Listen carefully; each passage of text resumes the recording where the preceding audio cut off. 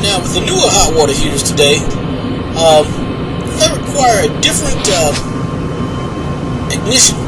Now, the newer water heaters today have electronic ignition. You can't get inside them like you used to.